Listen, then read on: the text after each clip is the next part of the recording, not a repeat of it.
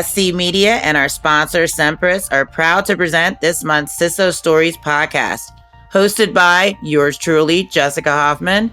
This is a show where CISOs share tales from the trenches and unpack leadership lessons learned along the way. Listen to previous CISO Stories podcast episodes at CISOstoriespodcast.com. The Cyber Risk Collaborative is a unique membership community enabling cybersecurity leaders to work together in a trusted environment. To learn more, please visit CISOstoriespodcast.com/CRC. Greetings, everybody. Welcome to another episode of CISO Stories Podcast. It's me, Jess Hoffman, again, back with you. Feeling a little under the weather, so I might not have as much pizzazz, okay? But that's all right, because Von's going to help us out with that. Levone Campbell, ladies and gentlemen, what's up, Von? How you doing? I'm doing good. How are you doing? Amazing. It's so good to see you. What's it been, like 3 or 4 weeks now? I'm going through Von FOMO, you know? Got your beard coming in. Okay, your winter coming. Well, it's good to see you. Thanks for joining us. We're going to talk a little bit about incident response. I know that's your jam. You presented for me before in some of our mentorship programs. I know you do a lot in the community and worked across the world and have an interesting story. So can't wait to share those.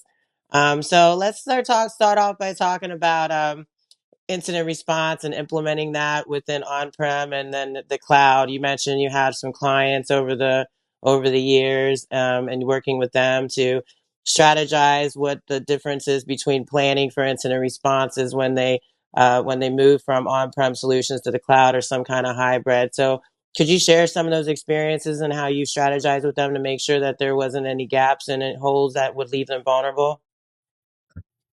Just start off, basically, we're talking about incident response, which is a critical process for any organization.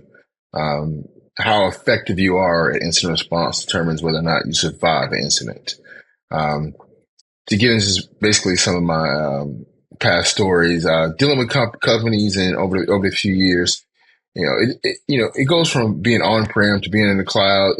Things change, right? Because you can physically put your hands on things and make sure you can get to things in an adequate time.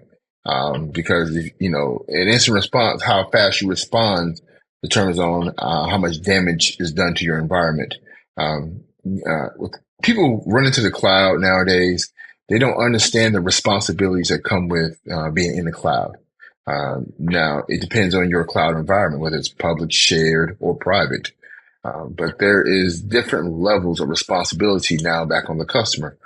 Whether you configuring user accounts or access to the cloud, a lot of these things get missed. Case in point, a lot of people go to AWS. They don't understand the configuration of the buckets, right? And most of the breaches you see now, it's because it's misconfiguration of the buckets, and now your data is leaked all over the world. It's just those simple things that people don't really think about. And with every breach that comes out every day, you're starting to wonder what's really going on. Is it the attackers are getting more advanced, or is people getting lazy? I think when we were primarily on prem, people were forced, to have a strong incident response plan because that's in your house, right? You're going to protect what's in your house. You have a false sense of security when you upload everything to the cloud because now you're thinking, hey, they got it, they got a part of it and we can deal with a part here.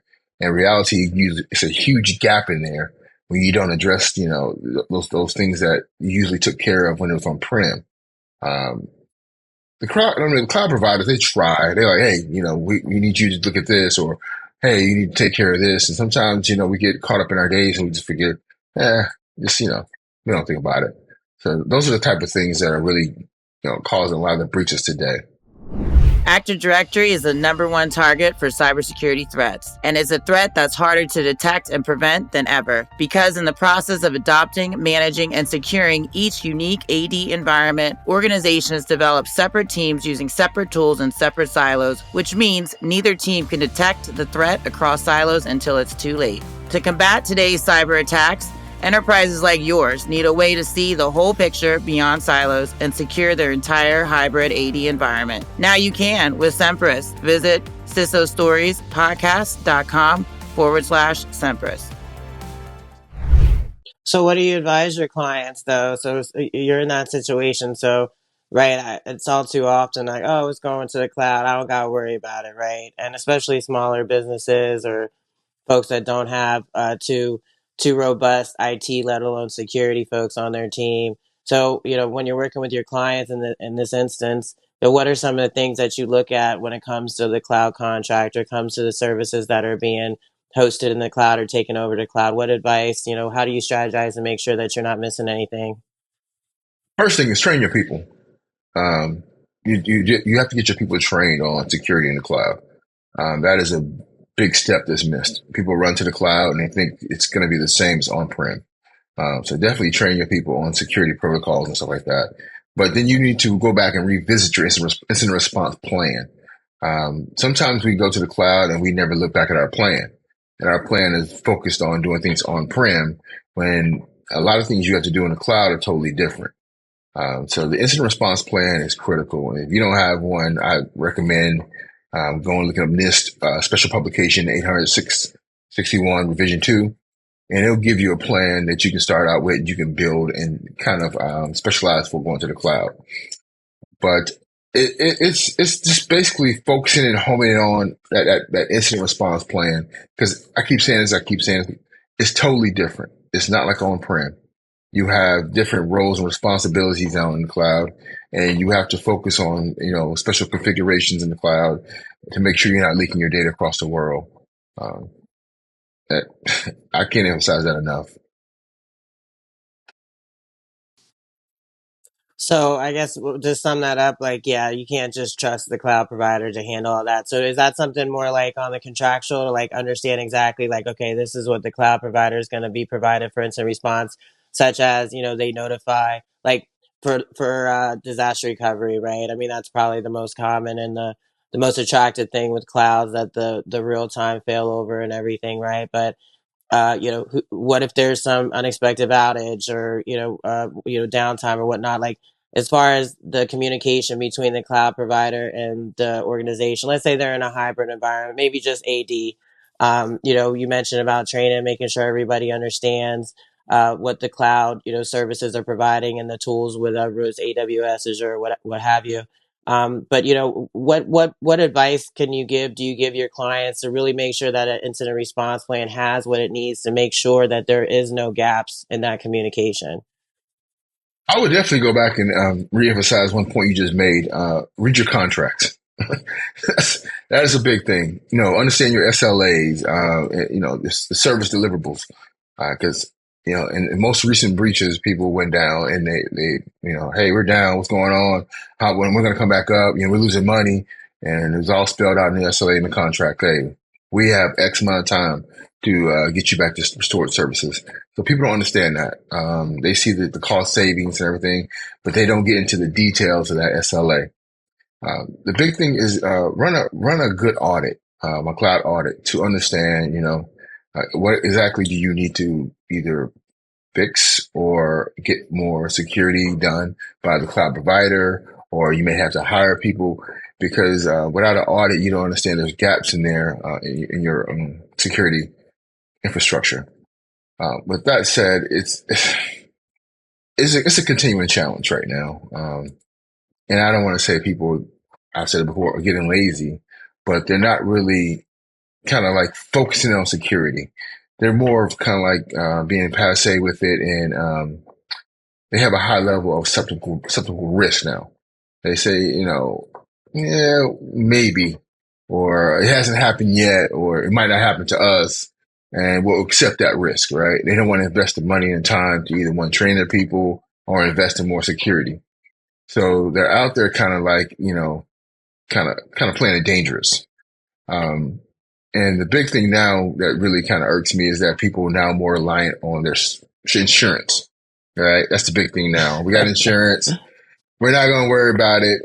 And what they don't understand now is these insurance companies are getting smart. They're going, okay, yeah, we know you're just checking marks right now. We know you're just checking boxes. So if a breach does happen, a lot of people don't know that these insurance companies, they're getting more stringent. They're coming in now and they're doing audits. Now they want to see what you're actually doing. So for those people out there going, we'll just wait, let the insurance take care of it. No, sir. They've caught on. So, um, like I said, I emphasize doing an audit, definitely doing a pen test. Make sure you stay up to date on that, vulnerability assessments, because it's just like being on prem. You have to see where your holes are, and there's holes in the cloud, whether you believe it or not. And that goes on leadership and management. Understand that. So, Mm-hmm. Yeah, I mean, we could talk hours about third party risk management and the cloud being one of them. And, right, pretty much everything. I talk to my students. I was like, I challenge you to go to any website and see if it doesn't have AWS in the link, right? Because everything else is in AWS, right? right. So, so I would put you on the spot. Well, maybe I know that you've worked overseas, and I wonder just what you can tell us. I know you're super secret, awesome, Vaughn, but just working overseas, like staying with the cloud security and incident response, dealing with cloud providers.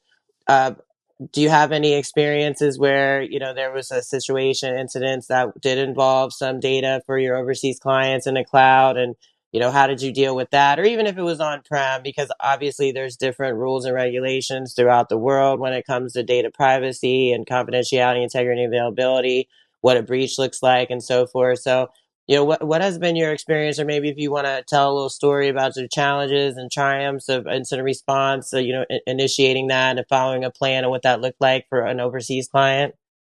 Okay. Man, so many stories. Don't want to get into too many details, Give us a but juicy one. Okay. you know, the one thing I want people to understand is that the technologies you're looking at for your environment. Uh, these bad guys already play with it. They know how to bypass it. So you may be on this 3-4 month test to see whether or not this is good for your environment. They've been testing it for a year, so they already know the loopholes. They already know where you're going to mess up at. So when, give you an example, I was overseas working, helping this company. They had migrated to the cloud. And I always go back to these S3 buckets, AWS, right? And, it was this whole fiasco of them not really wanting to get their people trained on securing those buckets, right? And I'm constantly telling them, hey, you got a problem here. You got a problem here. And I'm like, you have adversaries out here. You have nation states, that are attacking these buckets every day. That's going after these environments every day. And you don't want to put the time and effort to address them. And you are this multi-billion-dollar company. Um, yeah, I'm going to wait to see what happens with that. You can pretty much expect, what happened. They ended up in the news, right? Um, Data's already been leaked. And so now they're calling me back saying, hey, we got a problem. We've been breached. What do we do now? Now, okay. So, it's that part, and it's not just multi-billion-dollar companies, smaller companies that do this too. So, it's understanding that risk, so you don't have to call me in later on to tell you, hey, either shut this environment down, pay these people, that kind of stuff. It's just, it's I would say it's a difficult fight right now. It's a difficult fight now because a lot of these companies do not want to address the underlying issues, do not want to do the hard work. Like I always tell people, nobody really want to know how ugly their baby is. That's why they don't do the vulnerability assessments or the pen tests, because they really don't want to know how bad it is. Because if it's bad, it means they got to spend more money to secure their environment more. And then when we start talking about money, that's a difficult conversation to have. So, So in that example you just gave, though, for that multi-million dollar company that you straight up told them, hey, listen, you need to do X, Y, and Z. Otherwise, your like your likelihood of being breached is high. Could you right. like elaborate on some of the like from a leadership advisor perspective? Like, could you just you could summarize? But what are some of the things you told them? Like, hey, this is what's out here specifically regarding your risk. This is why you're at high risk to be compromised. Like, how did you approach them with that information? It sounds like they declined and said, whatever, bro, we'll wait for it, Well, which is unfortunate. But yeah, how did you speak to them about it? Well, with anything, if there's a vulnerability out there, the first thing I want to find out is, one, is there an exploit for it, and is there's an exploit in the wild being used, right? Because I don't want to come through any fairy tales saying, "Hey, there's you got a vulnerability here that's not really been exploited yet." But when you have a vulnerability that's been exploited for the last 6 months, hey, that's a problem. And then, people they're going to find you. They're going to find that vulnerability. So when you go into a boardroom and you go into a management meeting, you're presenting your findings. Hey, this vulnerability is here. It's been exploited for the last 6 months. You guys, you've overlooked it. You've not addressed it. I said, you might want to start to really address this, because, people are getting hit now. And you just might well get in line if you don't want to fix this right now. But that requires, either more resources, more funding, and that gets into that acceptable risk area. Like, well, we don't really need to do that right now, or we don't foresee that being a problem right now. So it's like, okay, here we go. It's a typical scenario that I run into a lot. And it's like you can present the findings and let them make that decision for themselves. And that's for me doing consulting work and working in a corporate environment. I've dealt with it over and over again. It all boils down to, is the risk worth, the investment, and they have to make that decision. All I can do is provide the information. It's a difficult road to try to explain to companies. The bigger you grow, the bigger you get, your profile is getting bigger out there. There was a recent article out there that, these ransomware companies are now attacking anybody that's over $2 billion. So if your financial statements is showing that you're making billions of dollars, they're coming after you. There's something they want. They see that you're making money, so they're coming after you. So, working for these, and I would say one major oil company, that's kind of how I got into this industry. Was I came along when they got breached. Just to give you historical, I don't know if you guys ever heard of Shamoon, but that was one of the biggest breaches and malware events ever, I would say. I mean, there's case studies about Shamoon. I can even say the company's name is Saudi Aramco. So if you got time, go check it out, read the case studies. But I can say that when I was there, I witnessed one of the biggest events ever, where in one fell swoop, you lost 30,000 machines. What do you do?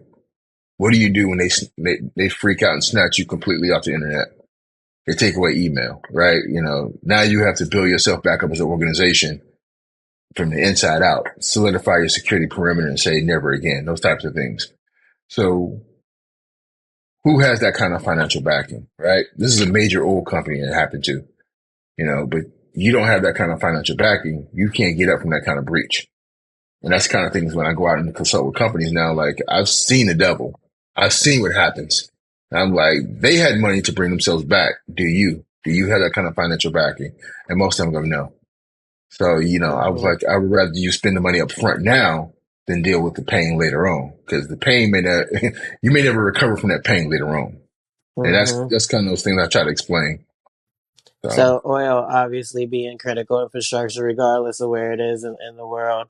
So in lieu of us reading that case study, what are some of the lessons learned that you took with you and helped to apply for future clients and positions? Just like some top ones. Top thing is that understand that when you're a big profile company, there's always going to be somebody coming after you, whether you're dealing oil and gas, you're dealing in other products in there across the world. And then I got to see from a high level the ability of nation states, right? That's a scary thing. This is not script kiddies, right? This is not no small cartel. This is a nation, China, right? Like you go to work and you go to a building, you sit down, it's a 12-story building, like everybody else. They do that to come hack your information. We've tracked it down to, story buildings where they come to work every day and they go to work on infrastructure. They go to work on big companies. So to see that and to understand the totality of it, like this is serious. This is not a game, people. If a nation state is coming after you, they're going to get to you. They know every tool you got. So think about it like this. Every security tool you go out and buy, they already got. They got labs trying to figure out how to bypass it, right? So when you start to ask questions like, well, how can this malware get in my environment? I got all these tools. Well, they've had it a year before you even bought it.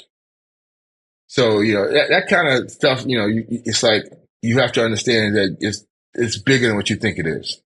Then you get into the cartels and you get into the activist groups like Anonymous and stuff like that. It's crazy. So we So should just give up now. That's I that's what would I'm hearing. never advocate giving up because, it's not just about the tools, but training your people, right?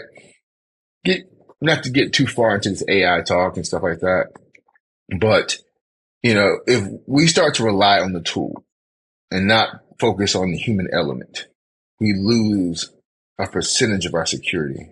We lose because AI is going to only tell you what they know, right? It's going to tell you what's out there, right?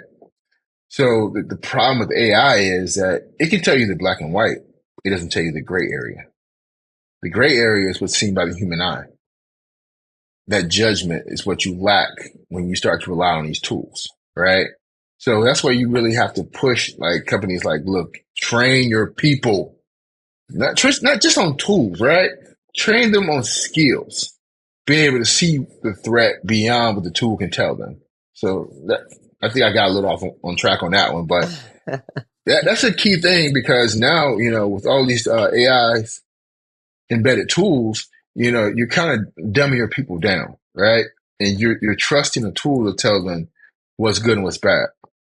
And the scary part with that is that in our environments, we make so many exceptions in our environment that nothing really looks bad anymore, right? Like even when they try to turn automation on and case creation and all that kind of stuff in Sims, it became a nightmare because everything looked bad and you were creating thousands of tickets and you were overworking your people. And it's like, no, you have to do something better. You have to actually, make people threat hunt.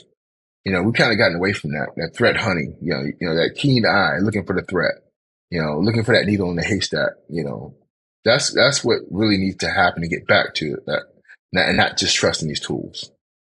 So yeah, you just said a lot there. So you talk about training up your people, using Yeah, AI, but responsibly, I suppose. Like, yeah, let's not right. just throw everybody out and rely on automation and AI and machine learning. So let's circle back to I said let's just give up now because if they want you, they got you. They're gonna find a door that's open, right? And we know that. It's not if, it's when.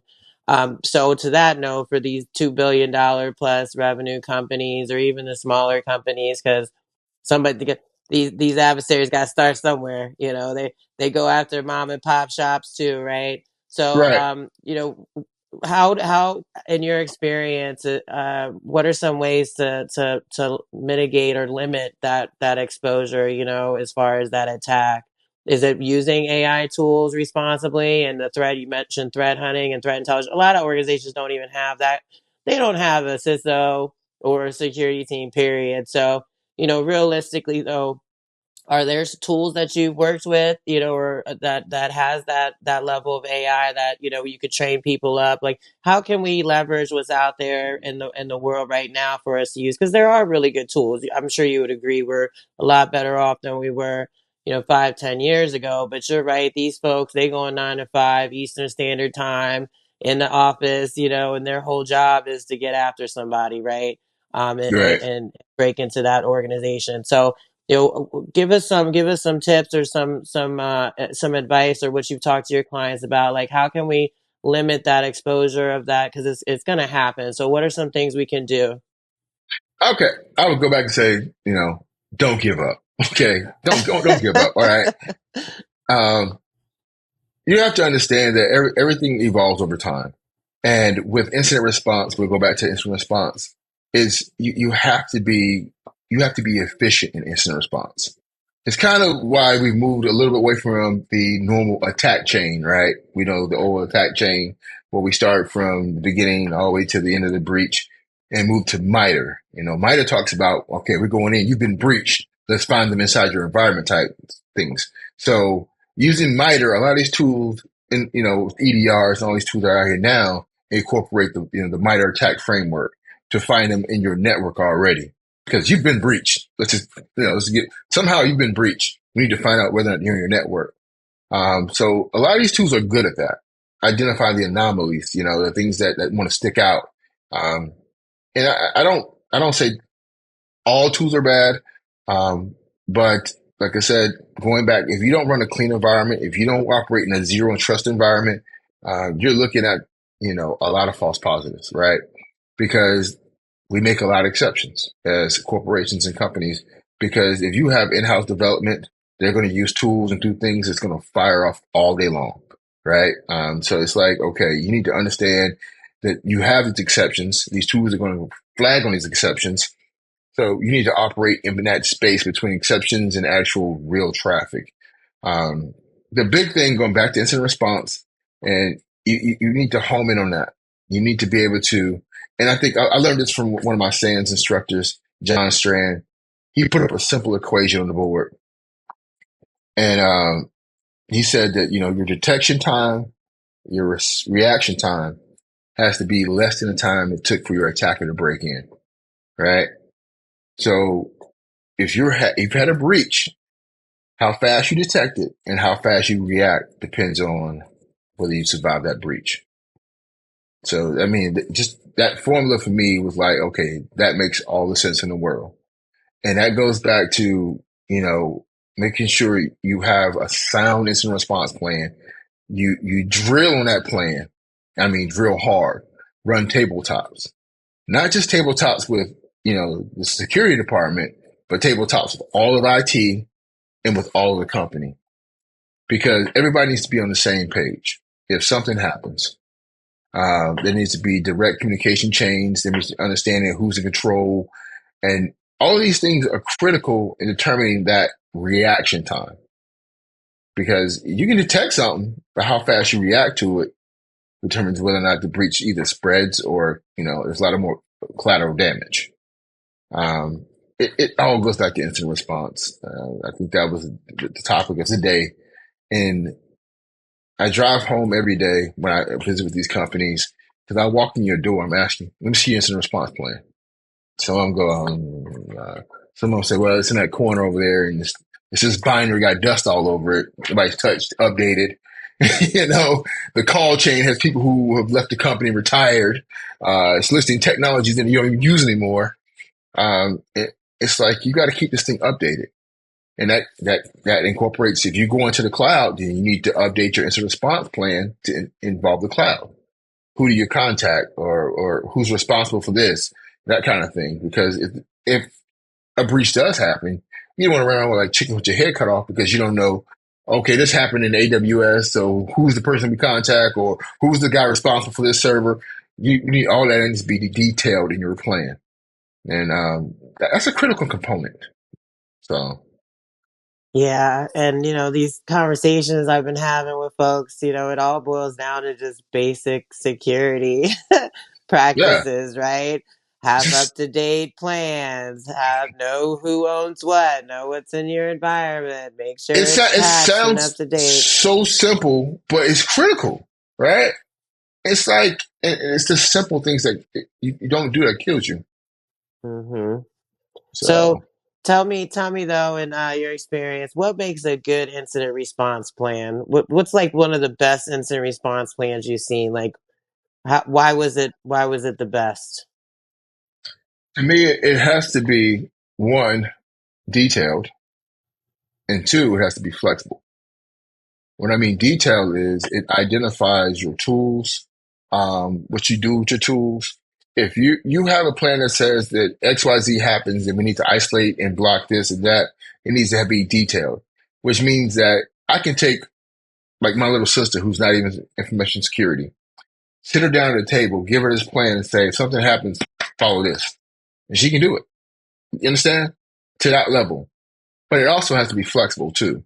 Um, just with anything, if you follow the plan and something doesn't work, or it leads you down a rabbit hole, you need to be able to back up and say, okay, we need to change here and do this on the run. So, having a flexible plan, also a detailed plan, are two critical components. Um, I would definitely say that. I just had a flashback of that show, Designated Survivor, when you said your niece or should Well, be able sister, to your sister. right? So it should Right. be, somebody that doesn't knows nothing about incident response or your security program, or has minimal maybe tech knowledge, should be able to pick it up. Because what happens if folks are out? I mean, I've run into this quite a bit over the summer. X person is out, their backup's out, so and so's out, and now what do you do? And it doesn't even have to be related to incident response, right? But we just need to be able to, that cross training is so important. And again, this isn't new stuff, right? Right. And it's not, nobody likes document, some people like documentation. I don't know, raise your hand if you like documentation. I mean, nobody likes to do that. You know Um what? AI has made documentation a lot easier. So yeah, I would say this. Working in a global SOC where you have 360 monitoring around the clock. If I hire a new guy that's working the midnight shift, if something happens, I need to trust that that playbook is going to be able to tell him what to do until I'm able to either pick the phone up, fire my laptop up, and jump in and be able to help him. Right? That's what I'm saying. It needs to be that kind of detail because I don't want this new guy I hired 2 weeks ago freaking out on me. I need him to be able to pull that playbook out and say, okay, we're going to follow it and make sure we address this incident as needed, until I can get so far I need to get, then my help comes along. So that's what I mean detail.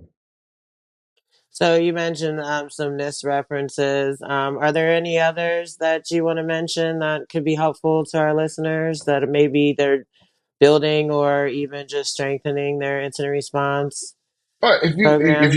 if you're definitely looking for a good starting point, ISO IEC 27035, they have a good starting point there. Also, the USCert.gov has a bare bone basic incident response plan where you can basically build your own. I've actually directed companies to go to the Carnegie Mellon website and look up their incident response plans because they have some pretty good stuff there too.